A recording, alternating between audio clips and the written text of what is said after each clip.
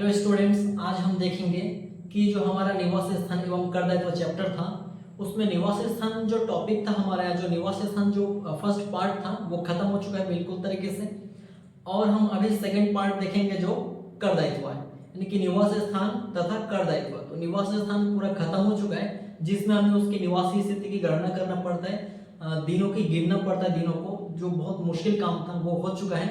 अब हम जो उसका सरल पार्ट है सेकंड नंबर, यानी कि कर दायित्व की गणना, उसकी हम आज स्टार्ट करेंगे।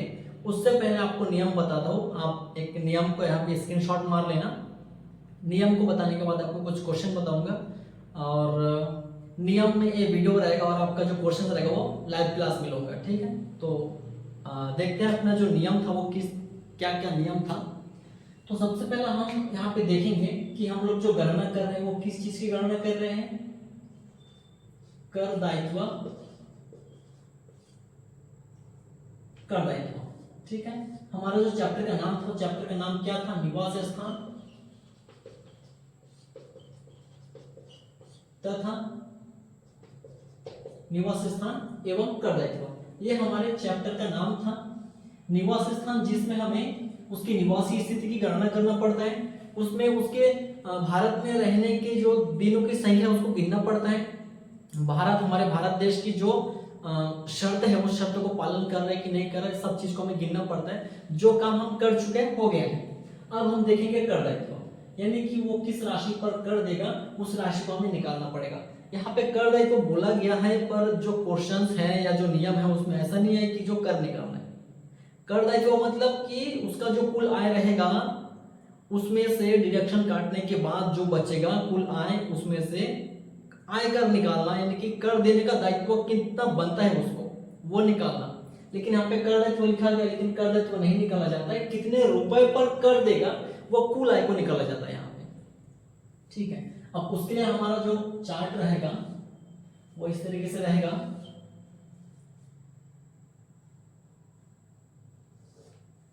एक, दो, तीन। सबसे पहला हमारा हो जाएगा यहाँ पे विवरण,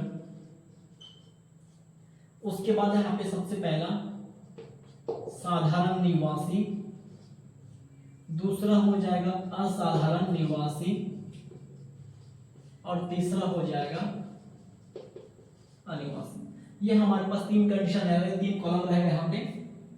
अब हमें इसमें लिखना है। देखिए सबसे पहला यहाँ पे क्रमांक एक कॉलम और बना लेते हैं। फर्स्ट, और नियम क्या है, यानी कि किस राशि पर कर देगा उस राशि को निकालना है, कुल आय को निकालना है यहाँ पे। तो वो कैसे निकालेंगे हम लोग, नियम क्या है यहाँ पे। तो सबसे पहला हमारा जो नियम है कि आय चाहे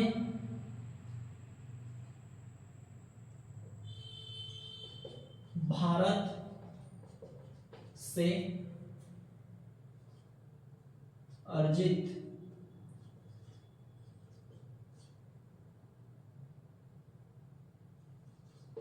किया गया हो,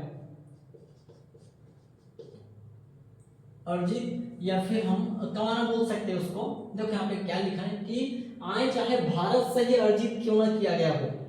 अगर मैं शॉर्टकट बताता हूँ, जो बुक की भाषा है उसको बताने से समझ नहीं आएगा, मैं शॉर्टकट बताता हूँ कि जो आय है, जो हम इनकम करते हैं साल भर में, किसी भी साधन से हम आय कमाते हैं, जो भी हम आय कमाते हैं, अगर हम भारत देश से इनकम करते हैं, हम अपने भारत देश के अंदर रह के भारत देश से आय को हम कमाते हैं, आय जनरेट करते हैं, इनकम जनरेट करते हैं हम लोग, तो वो कहाँ टैक्स लगेगा, चाहे वो भारत में साधारण निवासी हो, असाधारण निवासी हो या फिर अनिवासी हो, कोई भी कंडीशन का क्यों ना हो, उसको टैक्स पेमेंट करना पड़ेगा। वो मरे या बचे कोई दिक्कत नहीं है, ठीक है, उसको टैक्स पेमेंट करना ही पड़ेगा अगर उसका करमुक्त सीमा पार हो जाता है तो। और क्या कंडीशन है, अगर वो भारत से पैसा अर्जित करता है, मतलब कमाता है, अगर भारत में पैसा कमाता है तो उसको तीनों कंडीशन में टैक्स देना पड़ेगा, चाहे वो कुछ भी हो जाए। सेकेंड, आय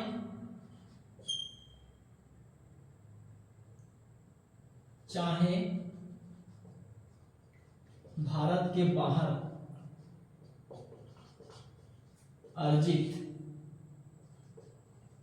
परंतु भारत में प्राप्त, आय चाहे भारत के बाहर अर्जित या उपार्जित परंतु भारत में प्राप्त। एक शब्दों का यहाँ पे ध्यान में रखना है, बहुत सारे यहाँ पे शब्दों को हमेशा ध्यान में रखना है कि भारत में प्राप्त हुआ, भारत में प्राप्त हुआ ऐसा शब्द अगर आएगा तो तीनों कंडीशन में टैक्स लगेगा, वो चाहे कुछ भी हो जाए। ठीक है, हमारे भारत देश का नाम आया, जैसे कि कोई विदेश में कमाया है, वो पैसा भारत में प्राप्त किया है, तो तीनों कंडीशन में यहाँ पे उसको टैक्स भरना पड़ेगा। या फिर अगर वो भारत से पैसा जनरेट किया, मतलब भारत से पैसा कमाया या आय कमाया, तो भारत को टैक्स देना पड़ेगा। ठीक है, अगर भारत से पैसा वो अर्जित कर रहा है, कमा रहा है, तो भारत सरकार को टैक्स पेमेंट करेगा। और अगर भारत में नहीं कमा रहा है, किसी दूसरे देश में कमा रहा है और उस पैसे को भारत में आकर प्राप्त कर रहा है, तो भी तीनों कंडीशन में उसको टैक्स देना पड़ेगा। ठीक है, शब्दों का ध्यान में रखना है। बहुत जो क्वेश्चन है, बहुत सारा तरीका वहां पे दिया रहेगा घुमाने के लिए कि विदेशी आय जो भारत में लाया गया, विदेश से विदेश में इनकम किया, जो आय को भारत में भेज दिया गया या लाया गया, इस तरीके से बोल देगा। तो ये जो कंडीशन है बोलने का, बस घुमाने के लिए, वो सब कुछ नहीं है। जब तक भारत में प्राप्त हुआ नहीं बोलेगा, हम तीनों कंडीशन में उसको टैक्स नहीं लगा सकते। जब बोलेगा भारत में कमाया या भारत में प्राप्त हुआ, इस तरीके से बोलेगा, मतलब मेरा कहने का मतलब है कि भारत में पैसा जनरेट होना चाहिए, मतलब भारत से अर्जित किया, कमाया, तो लगेगा। और किसी दूसरे देश का आय यदि भारत देश में बैठ के प्राप्त करता है, तो भी तीनों कंडीशन में उसको टैक्स भरना पड़ेगा। इतना तो हमेशा याद रखना है। जैसे हमारे बहुत सारी कंपनियां हैं भारत में, अब भारतीय कंपनी से इनकम करेंगे तो भारत देश का है जी, भारत देश का कुछ भी हो, हमारे भारत के अंदर, हमारे इंडिया के अंदर बैठ के किसी भी कंपनी से, बिजनेस से, किसी भी चीज से इनकम करोगे, तीनों कंडीशन में टैक्स देना पड़ेगा। अब मैं किसी भी चीज से बोल दिया, इसका मतलब ऐसा नहीं कि कृषि आय से इनकम किया और उसको भी टैक्स ठोक दिया, वैसा नहीं है। मेरा कहने का मतलब है गैर कृषि आय। ठीक है, कृषि आय को छोड़ के जो भी हमारा बिजनेस या प्रोफेशन रहता है, या फिर हमारा कोई कंपनी रहता है जिससे हम लोग आय इनकम करते हैं, फिर जो भी हमारा इनकम जनरेट करते हैं हम लोग, उसको हम टैक्स लगाएंगे, लेकिन वो पैसा भारत में उपार्जित होना चाहिए या अर्जित होना चाहिए। भारत में कमाया हुआ है, भारत में अर्जित है या उपार्जित है, या भारत में प्राप्त हुआ है, ये सब हुआ तो तीनों कंडीशन में टैक्स देना पड़ेगा। इन सब चीजों में बहुत सारे लोग डाउट रहता है, बहुत सारे लोगों को डाउट रहता है, क्लियर नहीं हो पाता है, वो फंसते ही फंसते उस चीज में। और पूछने का जो तरीका है लगभग एक ही जैसा रहता है, लेकिन शब्दों का वहां पे ध्यान नहीं देते लोग, शब्दों में गड़बड़ कर देते हैं। भारत में भेज दिया गया, भारत में लाया गया, भारत में प्राप्त किया गया, तीनों सेंटेंस में बहुत फर्क है। तीनों सेंटेंस में भारत में ऐसा बोल दिया। अब भारत में बोल दिया इसका मतलब कुछ भी कर देगा ऐसा नहीं है। भारत में प्राप्त हुआ बोलना चाहिए, भारत में लाया गया, भारत में भेज दिया गया, ये सब नहीं होगा। भारत में प्राप्त होना चाहिए, तभी तीनों कंडीशन में हम टैक्स लगाएंगे। और दूसरा क्या है, भारत में पैसा अर्जित होना चाहिए, कमाना चाहिए, या इनकम जनरेट होना चाहिए भारत देश के अंदर, तो ही तीनों कंडीशन में यहाँ पे टैक्स लगेगा। ठीक है, अब यहाँ पे क्या है, चाहे भारत के बाहर अर्जित परंतु भारत में प्राप्त। अब भारत में प्राप्त किया है, वो विदेश में इनकम किया था, लेकिन प्राप्त कहाँ कर रहा है, भारत में कर रहा है, तो भारत में कर रहा है तो भारत सरकार थोड़ी छोड़ेगा उसको, तीनों कंडीशन में टैक्स लेगा। चाहे तुम भारत देश में कोई भी निवासी क्यों ना हो, कोई भी निवासी क्यों ना हो, भारत सरकार तुमको नहीं छोड़ने वाला, टैक्स तुमको पेमेंट करना ही पड़ेगा, तुम कहीं भी जाओ। यह हो गया दूसरा। अब अगर हम ऐसा देखेंगे कि भारत से ही पैसा अर्जित हुआ या आय अर्जित किया, भारत से ही आय अर्जित किया एवं भारत में ही प्राप्त हुआ है। ठीक है, देखो शब्दों में यहाँ पे ध्यान रखो, यहाँ पे भारत में प्राप्त हुआ, यहाँ पे भारत में प्राप्त हुआ है। ठीक है, दोनों जगह सेंटेंस एक ही है, तीनों कंडीशन पे टैक्स लगेगा। यानी कि देखो सेंटेंस में ध्यान तो देना है, साथ में ये भी समझना है कि हमारे भारत देश के अंदर कहीं भी जगह से पैसा प्राप्त किया, पैसा अर्जित किया या पैसा कमाया, तो टैक्स देना पड़ेगा ही पड़ेगा उसको, कुछ भी हो जाए हमारे भारत देश के अंदर। अब चौथा, भारत के बाहर, या अपन ऐसे लिख सकते हैं, विदेश में, हाँ एक कंडीशन और है, भारत में अर्जित या भारत से अर्जित परंतु विदेश में प्राप्त,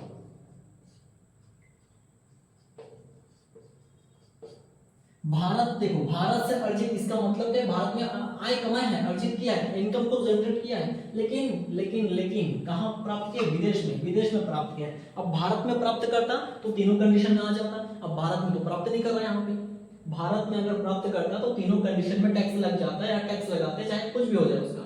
लेकिन भारत, हाँ, कहाँ पे प्राप्त किया? विदेश में प्राप्त किया। लेकिन पैसा कमाया कहाँ से? हमारे भारत देश से कमाया। अगर हमारे भारत देश से पैसा कमाया तो उस पर उसको टैक्स देना पड़ेगा, चाहे कुछ भी हो जाए, है ना। मतलब ऐसा चालाकी थोड़ी चलेगा कि हमारे भारत देश से पैसा इनकम किया, वो कहीं चला गया, जाके वहां पे बैठ के पैसा प्राप्त कर रहा है, तो उसको टैक्स नहीं देना पड़ेगा, बच जाएगा, है नहीं। ऐसा चालाकी चलेगा? कोई चालाकी नहीं चलेगा। यहाँ पे सबको डंडा मार के पैसा दिया जाएगा, लेकिन टैक्स तो दिया जाएगा। अब भारत से अर्जित, भारत में पैसा कमाया मतलब टैक्स उसको भरना पड़ेगा। और यहाँ पे एक दूसरा केस था कि भारत में प्राप्त किया तो टैक्स भरना पड़ेगा, मतलब पैसा भारत में आना चाहिए। अब आना चाहिए इसका मतलब ऐसे नहीं कि भारत में पैसा भेज दिया, दूसरे देश से लाया गया, शब्दों का भी ध्यान रखना पड़ेगा यहाँ पे, ठीक है।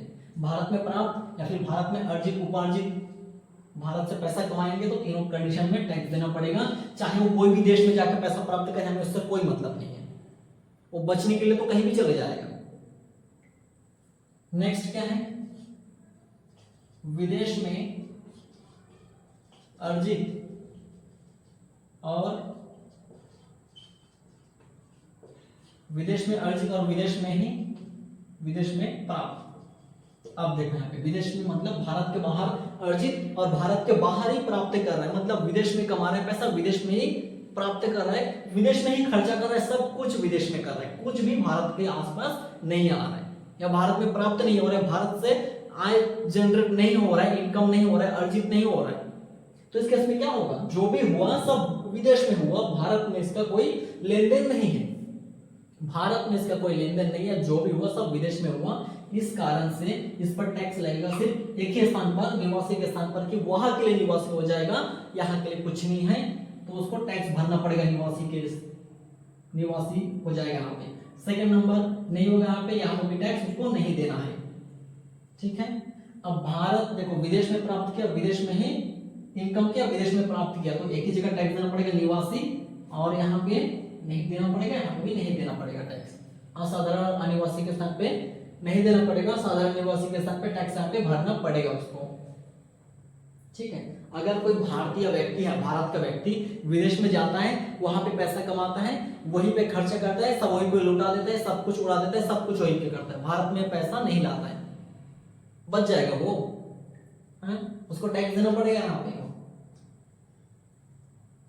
फिर पांचवा,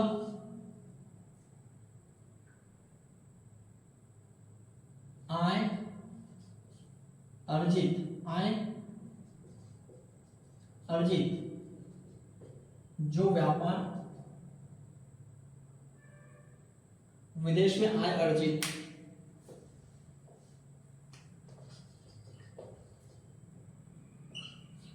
विदेश में आय अर्जित, ठीक है, विदेश में पैसा कमाया है,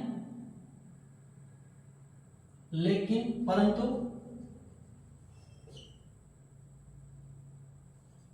वह व्यापार भारत में नियंत्रित था। जिस बिजनेस से वो विदेश में पैसा कमाया है, वो बिजनेस हमारे भारत से कंट्रोल होता था। इस केस में क्या हो जाएगा? साधारण निवासी के केस में टैक्स देना पड़ेगा, असाधारण निवासी के स्थान पे इसके केस में टैक्स देना पड़ेगा, अनिवासी के केस में इसको टैक्स नहीं देना पड़ेगा। इन सब छोटे छोटे नियमों को याद रखना है, तभी आगे का बनेगा क्वेश्चन, वरना नहीं बनेगा। आगे का क्वेश्चन भी हार्ड लगेगा, जैसा पीछे का निवास स्थान हार्ड लगा था। गिनने वाला काम सबसे नहीं बनता है, वो हार्ड लगता है, सबको लगता है। जो प्रैक्टिस करता है, टाइम देकर थोड़ा पढ़ता है ध्यान से, उसके लिए पूरा पानी जैसे सरल है चैप्टर। वो चाहे वो निवास स्थान गिनने वाला काम हो या फिर ये अपना कर दायित्व के हो, सब सरल है। अब जो नहीं पढ़ेंगे, प्रैक्टिस नहीं करेंगे, टाइम नहीं देंगे, उसके लिए तो सभी कठिन है। तो विदेश में हम आय अर्जित करेंगे, कुछ भी कमाएंगे, जो भी करेंगे, लेकिन वो जिस बिजनेस से पैसा कमा रहा है, वो बिजनेस अगर भारत से कंट्रोल होता है, भारत से नियंत्रित होता है, तो दो केस में यहाँ पे टैक्स देना पड़ेगा, तीसरे में नहीं देना पड़ेगा। ये सब चीज याद रखना है। उसके बाद और क्या हो सकता है यहाँ पे, और एक केस याद रखना था कि विदेश में अर्जित किया, विदेश में प्राप्त किया, और विदेश में ही खर्चा किया पूरा, विदेश में ही खर्चा किया सब कुछ, तो एक ही जगह टैक्स देना पड़ेगा साधारण निवासी के स्थान उसमें, बाकी असाधारण और अनिवासी के केस में उसको टैक्स नहीं देना है। अब एक और आएगा, बिना कर लगी हुई आय जो गत वर्ष में विदेशी आय, बिना कर लगी हुई विदेशी आय